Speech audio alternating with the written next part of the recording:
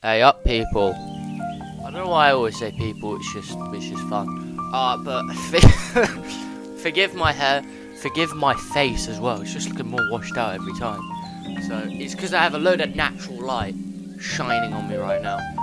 Because there's like an amazing view in front of me. I should probably get one of those like camera holders. Because right now my phone's standing on a bit of bog roll. Literally, it's standing on a bit of bog roll. So maybe I'll put a picture right here. Let's hope that worked.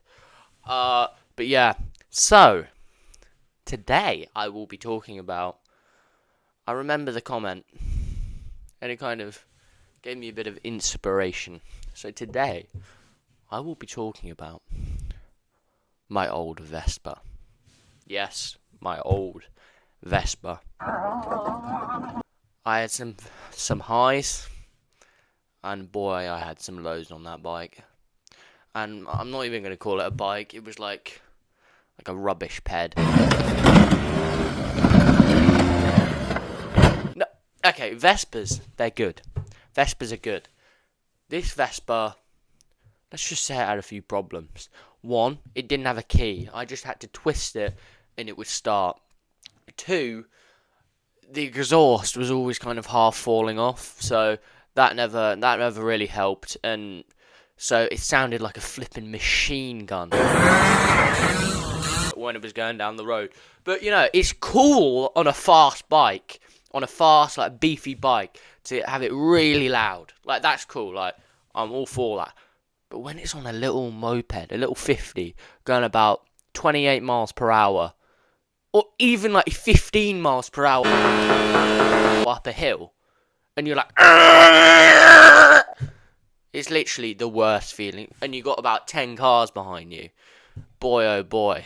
Whew.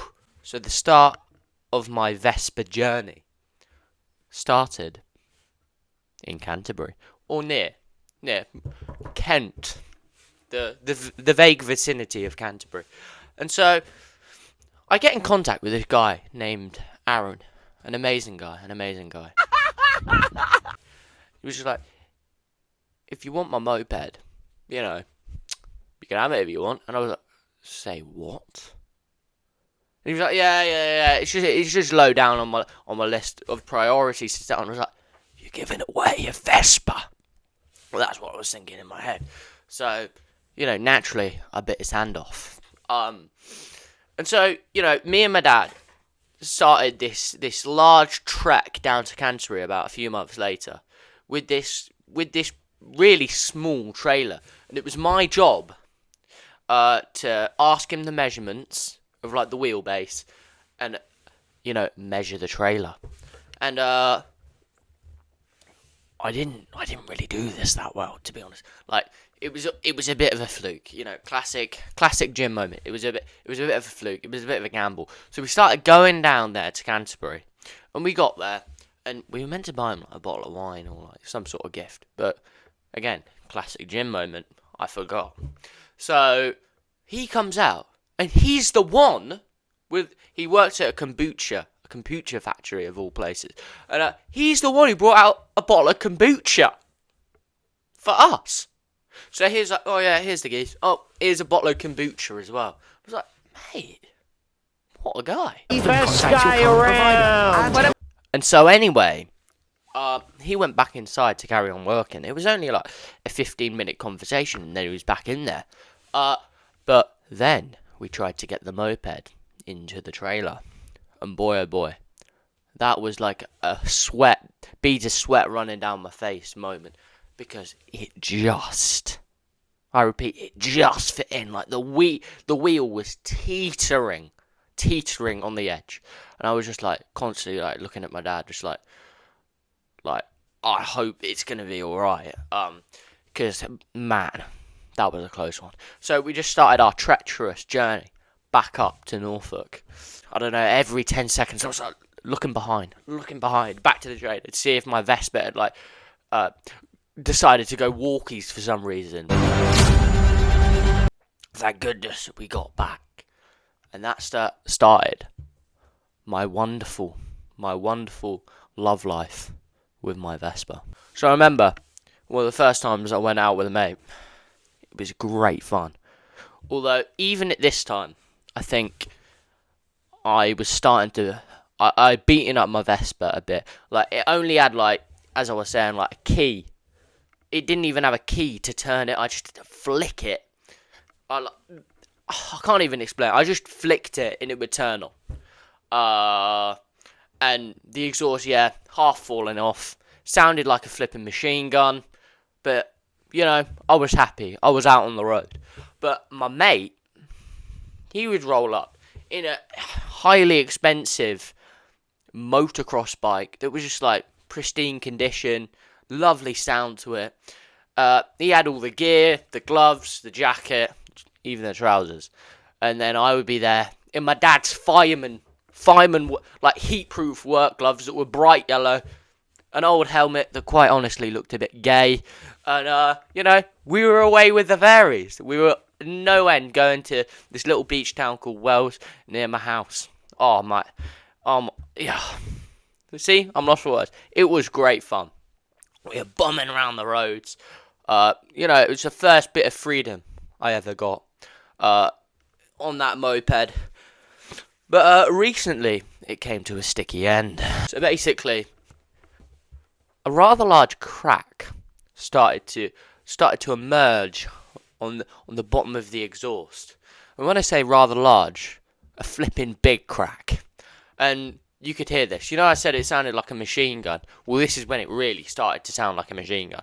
So I remember I was doing a bit of dog sitting about 15 minutes. About like a half an hour ride away. And because my moped relies on like pressure in the engine, this crack took all the pressure away. So it took about, I don't know, a whole 3 minutes to get up to full speed. And when you're going on a hill, it just loses all the momentum until, really, if it's a really big hill, it just trundles to a side, and you just come to a stop. And it sounds deafening. And it's so embarrassing. You're going 15 miles per hour up a hill with it sounding deafening, 20 cars behind you. Yo, that is just the peak of embarrassment. But I got stories to tell my kids, at least. But yeah, I was just coming back from the dog sitting. And it was on this main road going, I don't know, 20 miles per hour. Horrible. And then I was just so distracted by the sound. I was just about to turn off onto this little road. And just as I was just turning, I just saw this van coming towards me. This car just like racing towards me. And like I had no acceleration because of the pressure. So I was just like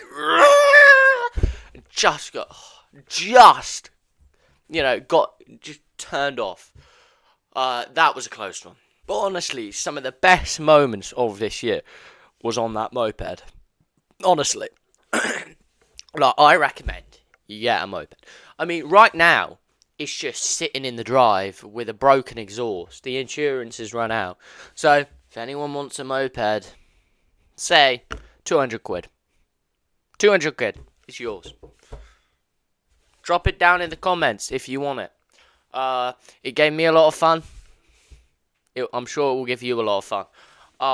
There was no chance I was taking it to college. No way. I would have got clown to high heaven. They all have their flashy bikes, and I probably couldn't even kick-start mine to start if I wanted to. But you think that's funny? The one before that, my moped before that, was even more of a joke. Like, all the plastic on the seat are ripped off, so every time I sat down, I get a wet bum. Because it was just this, like, felt that just soaked up all the rain. That was happy days. That was the golden age of my moped times. So yeah, that is my experience with my Vespa.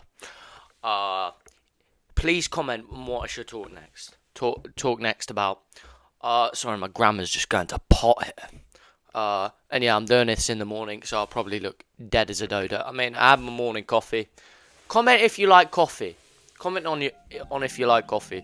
And also, I want you to comment on what I should talk about next. Please please do this. Please subscribe. Please tap the notification bell.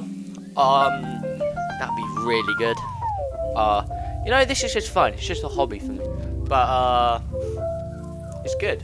It's really good. So I love you, Anibi. Right, God bless.